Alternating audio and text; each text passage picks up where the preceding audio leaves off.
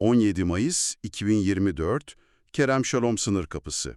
Etrafta aralıksız patlamalar yankılanıyor, gri dumanların altında 15 millik bir yol var. Normal şartlarda sadece 20 dakikada geçilebilecek bir mesafe bu. Tam 4 saatlik sinir bozucu bir bekleyişin ardından aşılabiliyor. Toz toprak içindeki insani yardım konvoyu yavaşça ilerlerken aniden devasa bir İsrail tankı yolu kesiyor. Tankın namlusu yavaşça dönüyor. Doğrudan konvoyun içindeki sivil doktorların bulunduğu araca çevriliyor. O namlunun ucunda nefesini tutmuş bekleyen isimlerden biri, Michigan'dan gelmiş yoğun bakım uzmanı Doktor Ammar Ghanem. O anı zihninizde canlandırdığınızda sadece bir doktorun hayatta kalma mücadelesini görmezsiniz. Başka bir tablo çıkıyor ortaya. Michigan'daki o ameliyathane, floresanlarının altından, o güvenli dünyadan çıkıp barut kokuları arasında bir tank namlusuyla göz göze gelmek, bu tek bir bireyin öyküsünü aşıyor. Ghanem veya Ghanim ismini taşıyanların dünyanın farklı köşelerinde nasıl ikiye bölünmüş, birbirine tamamen zıt gerçeklikler içinde yaşadığının kanlı canlı bir tablosu. Mayıs ayının başlarına dönelim. Ammar Ghanem, Suriye Amerikan Tıp Derneği gönüllüsü olarak Gazze'nin güneyindeki Han Yunus'a Avrupa Genel Hastanesi'ne ulaşıyor. Karşılaştığı manzara bir hekimin yıllarca aldığı eğitimin sınırlarını aşıyor. Michigan'ın o her türlü teknolojik donanıma sahip ortamından, her malzemenin anında yenilendiği hastanelerinden çıkan bir doktor için burası bambaşka bir boyut. Çünkü orada tıp bildiğimiz kurallarından tamamen sıyrılıyor. Sayılardan veya istatistiklerden bahsetmiyoruz. Modern tıbbın çöküşünden bahsediyoruz aslında. Steril olmayan koğuşlarda hızla yayılan dirençli enfeksiyonlar, anestezi olmadan yapılan pediatrik amputasyonlar. Kurtçuklanmış açık yaralar. Hastanenin içi dışarıdaki o savaş alanından daha az tehlikeli değil. Aynı hastanede görev yapan Fajr ekibinden anestezi uzmanı Doktor Ahliya Kattan'ın yaşadıklarına bakalım. Acil serviste ağır yaralı bir hastayla karşılaşıyor. Vücudunun %75'i ağır yanıklar içinde kalmış bir çocuk. 4 yaşında. Kendi oğluyla birebir aynı yaşta. Onu kurtarmak için elindeki tüm kısıtlı imkanları seferber ediyor. Başaramıyor. Çocuğu ellerinde kaybediyor. Bir annenin kendi çocuğuyla aynı yaşta bir bedenin can vermesine tanık olması, tıbbi bir yetersizliğin ötesinde ağır bir psikolojik enkaz. O çocuğun yüzünde kendi oğlunu görmek. Bir hekimin taşıyabileceği en ağır yük. Oradaki doktorlar sadece bedenleri tedavi etmeye çalışmıyor. Her gün kendi zihinlerindeki bu dehşet verici yansımalarla da savaşıyorlar. Ammar Ghanem ve ekibi hayat kurtarmak için oradaydı ama 6 ve 7 Mayıs tarihlerinde Rafah sınır kapısı askeri güçler tarafından tamamen ele geçirildi. Sistemlerin ne kadar hızlı çökebildiğini gösteren inanılmaz bir kırılma anı. Bu yüzden 22'si Amerikalı olan 35 uluslararası doktor savaş bölgesinde mahsur kaldı. Önceden ayarlanmış tüm tahliye protokolleri bir anda yok oldu. Hayat kurtarmaya gelenler kurtarılmayı bekleyen rehinelere dönüştü. Tahliye planları, o acil durum protokolleri kağıt üzerinde kusursuz görünür. Sahadaki gerçeklikse o kağıtları anında yırtıp atar. Aklınıza şu soru gelebilir. Uluslararası pasaportların tıbbi tarafsızlık zırhı sağlaması gerekmez mi? Cenevre Sözleşmelerinin sahada bir kalkan olması gerektiğini düşünürüz. Elinizde güçlü bir ülkenin pasaportu varsa, savaşın ortasında dokunulmaz olduğunuza inanırsınız. Gönüllü bir kurtarma ekibinin bir gecede böyle kapana kısılması, küresel sistemin temelindeki çatlakları açıkça göstermiyor mu? Uluslararası hukukun sahada nasıl büyük bir yanılsamaya dönüştüğünü tam bu anda anlıyoruz. Sınırlar kapanıp iletişim ağları çöktüğünde o pasaportların üzerindeki yaldızlı armaların Şarapnelleri durduracak bir gücü kalmıyor. hiçbir gücü kalmıyor. Çatışma bölgelerinde tıbbi personeli korumak üzere tasarlanmış asırlık kurallar modern asimetrik savaşın kaosunda işlevini yitiriyor. Kurallar sadece herkes onlara uyduğunda geçerlidir. Kimse uymadığında onlar sadece birer tavsiyeden ibaret. Nitekim bu krizin çözülmesi o kuralların işlemesiyle değil, doğrudan uygulanan devasa bir diplomatik baskıyla mümkün olabildi.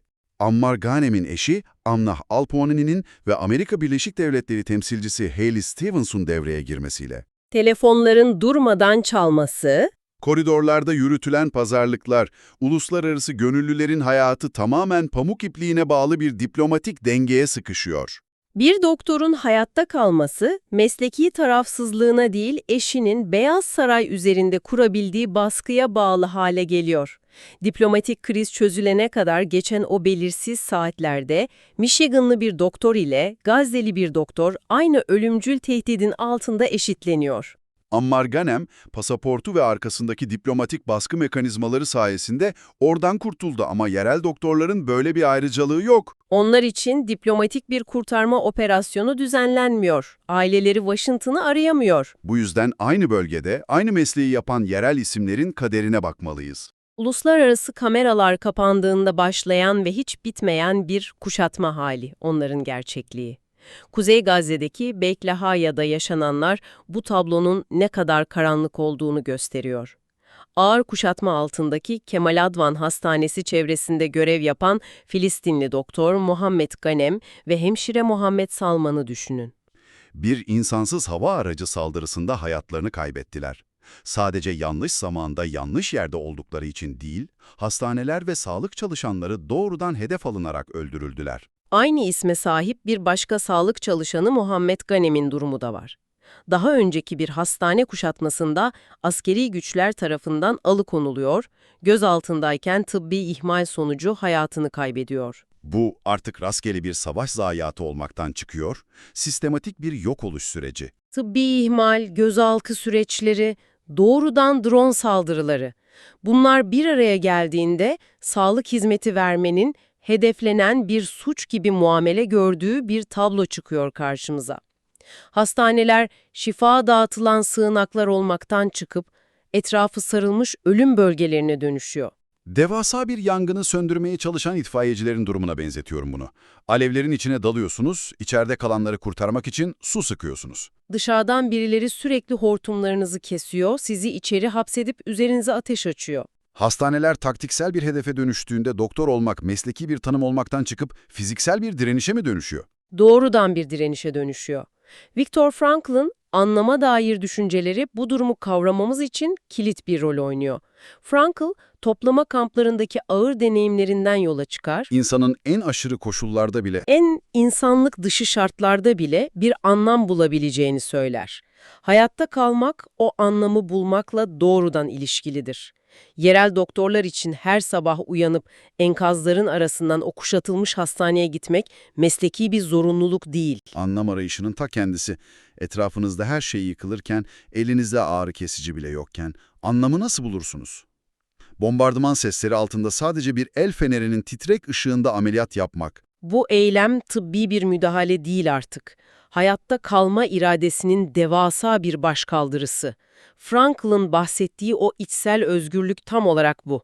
Her şeyinizi alabilirler. Güvenliğinizi, ilaçlarınızı, hastanenizin duvarlarını. Siz o el fenerinin ışığında neşteri tutmaya devam ettiğinizde insanlığınızı onlara teslim etmemiş olursunuz. Cerrah İsam Ebu Acve'nin hikayesi bu başkaldırının en net vücut bulmuş hali.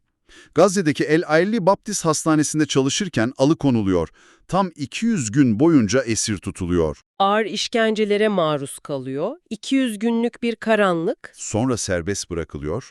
Normal bir insanın ilk yapacağı şey saklanmak veya her şeyden uzaklaşmak olur. O ne yapıyor? Serbest bırakılır bırakılmaz Aksa Şehitleri Hastanesi'ne gidip tekrar nöbete başlıyor. O beyaz önlüğü yeniden giyiyor. İnsanın içindeki yaşatma iradesinin fiziksel yıkımın üstesinden nasıl gelebildiğinin en büyük kanıtı. Ebu Aceve'nin o önlüğü tekrar giymesi, hastanedeki nöbet listesinde bir boşluğu doldurmak değil, kendi varlığını ve inancını yeniden inşa etmek. Ganem veya Ganim ismi Gazze'de kinetik saldırıların ve idari gözaltıların hedefiyken ama dünyanın diğer ucunda tamamen farklı bir anlam taşıyor. İki paralel evren gibi. Bu yüzden Orta Doğu'nun neden en yetenekli zihinlerini batıya ihraç ettiğine bakmak zorundayız.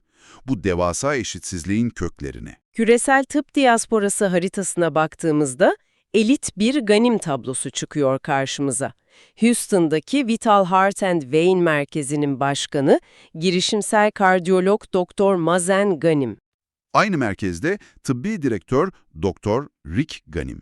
Chicago'da Advocate Christ Tıp Merkezi'nde gastroenterolog Dr. Marcel Ganim, Houston'da beyin ve sinir cerrahisi alanında öncü Dr. Mohammed El Ganem. Bu isimlerin eğitim geçmişlerine indiğimizde hikayenin boyutu değişiyor. Ürdün Bilim ve Teknoloji Üniversitesi, Mısır'daki Kahire Üniversitesi. Temel eğitimlerini bu coğrafyada almışlar. Orta Doğu'nun okullarında yetişmişler. Sonrasında Amerika Birleşik Devletleri'nin en ileri teknolojili, yasal olarak tamamen korunaklı ortamlarında klinik ağlar yönetiyorlar. Temel sağlık altyapısı tamamen çökmüş olan çocukların anestezi olmadan ampute edildiği bir coğrafyanın, Batı'nın elit tıp sermayesini besleyen ana kaynak olmasında trajik bir ironi var. Bu sadece kariyer odaklı bir beyin göçü değil, doğrudan bir yaşamda kalma stratejisi mi? Albert Camus'un Veba romanındaki Doktor Ryu karakteri üzerinden düşünelim. Şehir karantinaya alınmışken, etrafındaki herkes ölürken vebayla savaşır Ryu. Bir kahraman olmak için değil. Varoluşsal görevi olduğu için. Sadece yapılması gereken bu olduğu için yapar. Fakat ya karşılaştıkları veba biyolojik bir hastalık değil de tamamen insan eliyle yaratılmış jeopolitik bir krizse? Biyolojik bir salgınla savaşabilirsiniz. Mikroskoptan bakıp bir çare ararsınız. Gökyüzünden yağan bombalara karşı elinizdeki neşterin hiçbir hükmü yoktur. Batıdaki diaspora için doktorluk mesleki gelişim, inovasyon ve güvenlik demek. Gazze sınırları içindeki bir doktor için bu Cenevre Sözleşmelerinin tamamen iflas ettiği bir ortamda saf bir ölüm kalım meselesi. Diaspora hekimleri o yeteneklerini yaşatabilecekleri bir zemin arayışıyla bu göçü gerçekleştiriyorlar. Camus'un vebasından kaçıp güvenli limanlara sığınıyorlar. Houston'daki o güvenli limanı düşünelim. Dr. Mazen Ganim veya Dr. Marcel Ganim, modern tıbbın en uç noktalarında robotik cerrahiler yapıyorlar. Ameliyathanelerinde elektrik kesintisi korkusu yok. Oksijen tüplerinin bitmesi gibi bir endişe yok. Oysa aynı soyadını taşıyan, aynı yemini etmiş Dr. Mohammed Ganem, derme çatma bir çadırın altında temel bir antibiyotik bile olmadan insan kurtarmaya çalışıyor. Ve bir drone saldırısında hayatını kaybediyor. İki farklı paralel evren arasındaki bu uçurum, küresel sağlık sisteminin yapısal eşitsizliğini yüzümüze şiddetle çarpıyor. Batı'nın devasa sağlık endüstrisi, bu coğrafyaların yetiştirdiği parlak beyinlerle güçleniyor. Kaynağın kendisi ise kurumaya ve yok edilmeye terk ediliyor. Bilginin ve emeğin bu tek yönlü akışı tüm insanlığın tıbbi mirasında devasa bir yara açıyor. Bu yarayı durdurmak için konuşulan yapısal çözümler var. Tarafsız kuruluşlarca yönetilen, askerden arındırılmış klinik sığınaklar oluşturulması tartışılıyor. Bir hastanenin çevresindeki belirli bir alanın her ne pahasına olursa olsun çatışma dışı bırakılması şart. Uluslararası sağlık çalışanlarının ve yerel doktorların güvenliğini garanti altına alacak askeri müdahalelerden bağımsız çalışacak otomatikleştirilmiş güvenli geçiş anlaşmalarının hayata geçirilmesi gerekiyor. Bu yapısal çözümler olmadan, bırakın küresel sağlık eşitliğini, temel yaşama hakkından bahsetmek imkansız hale geliyor. Saldırıların önüne kağıt üzerindeki kınamalarla geçilemez. Sağlık kurumlarının dokunulmazlığı, hiçbir savaş stratejisine feda edilmeyecek mutlak kırmızı çizgiler olarak sahada yeniden tesis edilmeli. 17 Mayıs'a o tozlu sınır kapısında devasa İsrail tankının karşında duran Dr. Ammar Ganem'e geri dönelim. O sinir bozucu bekleyişin ardından 18 Mayıs'ta Michigan'daki evine ailesine sağ salim ulaşıyor. Kapıdan içeri girdiğinde eşi Amna Alboani onu karşısında görünce rüyada olduğunu sanıyor. Ammar Ganem yaşadığı o ağır travmaya rağmen güvenli hayatına gömülmeyi seçmiyor. Geri döner dönmez kalıcı bir ateşkes ve tıbbi malzemelerin geçişi için savunuculuğa başlıyor.